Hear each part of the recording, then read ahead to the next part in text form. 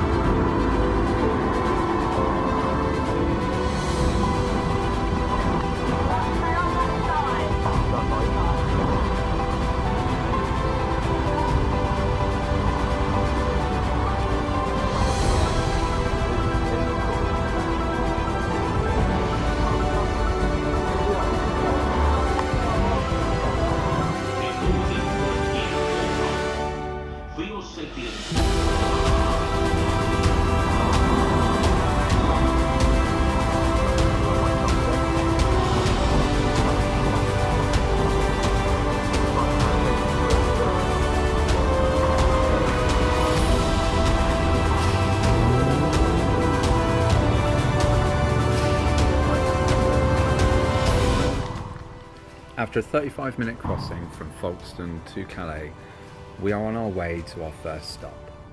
It is one of the largest bunkers ever constructed, the blockhouse. It was built under immense secrecy, utilising unimaginable engineering feats, and was potentially a game changer for Hitler at the tipping point in the war. Though the Allies had no idea what secrets the building held, they knew they must destroy it.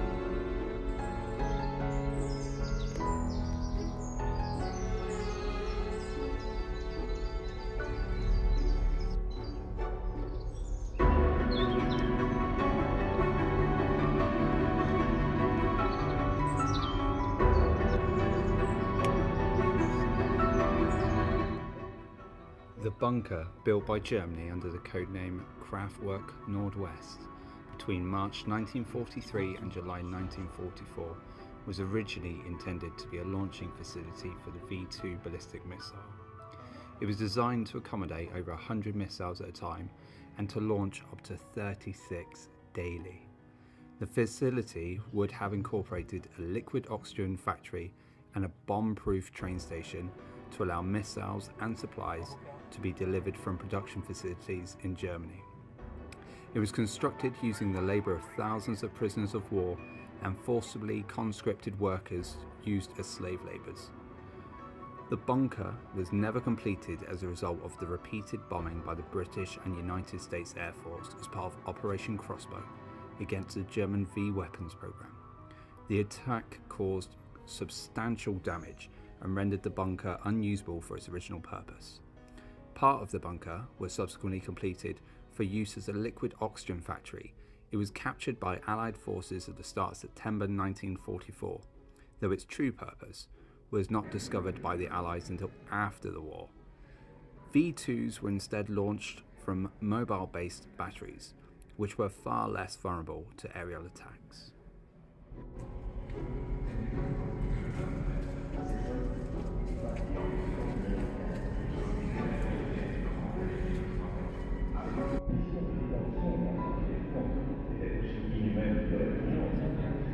Une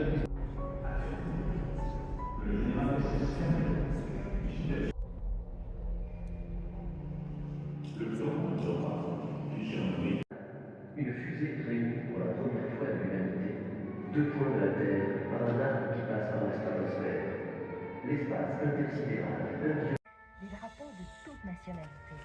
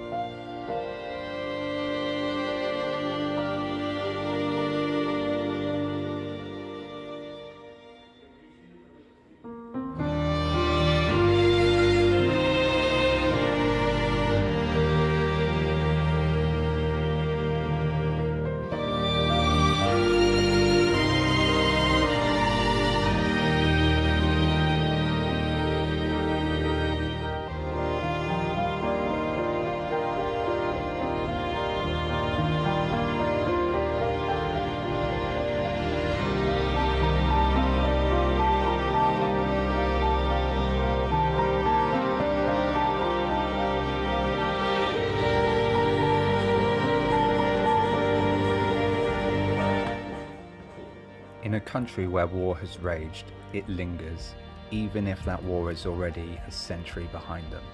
For each of the more than 600,000 dead who fell in Belgium, for each of the more than 425,000 graves and names on memorials, and for the hundreds of traces and relics in the front region, for each of the millions affected, physically or psychologically wounded, refugees and deportees, this is a story of grief, pain and ordeal somewhere in the world.